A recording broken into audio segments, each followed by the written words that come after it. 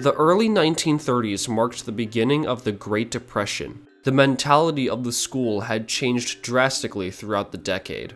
All hope was not lost, however. Mr. Riley had been negotiating additional changes to the school that would include construction along 5th Street. This was necessary due to the influx of students inside of the building. The start of the year in 1930 brought 1,142 students. The building was only suited for 750 students. The board decided to purchase 4 temporary classrooms to alleviate the crowd inside of the building. The new classrooms were designed nearly identically to World War I barracks. Staff and students would often complain about the poor insulation and heating in these tiny classrooms.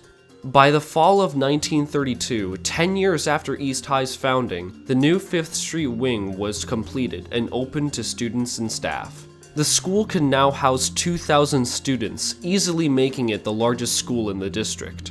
The addition to the school added new classrooms, as well as a new library, cafeteria, music room, 2 new PE classrooms, and a new science lab. Classrooms competed against each other to see which one would have the highest academic average by the end of the year. The following year, Homeroom 214 had the highest scholastic average in the school 2 years in a row. Things were looking up for the students at East High. By 1934, East had set their sights on adding an athletic field to the school, which would add a football field among many other additions. Speaking of football, the East High football team had captured the city title in 1935 and became the first team from East High to win the conference title.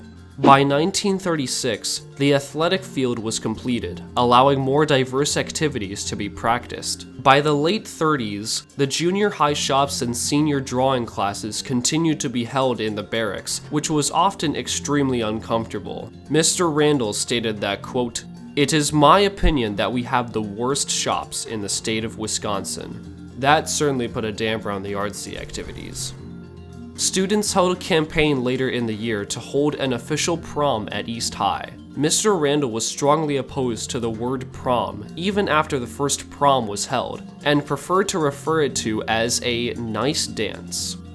There was one summer that would strongly foreshadow the events yet to come that would have profound effects in the next decade. A Latin teacher who worked at East named Miss Jordan and the retired vice principal, Miss Hargraves, were on a ship returning from a summer trip from Germany. On their way back, Germans had torpedoed their ship and they were forced to ride the lifeboats. They were rescued after being out at sea for 10.5 hours. By the time Miss Jordan had returned to East, her salary was docked due to her absence.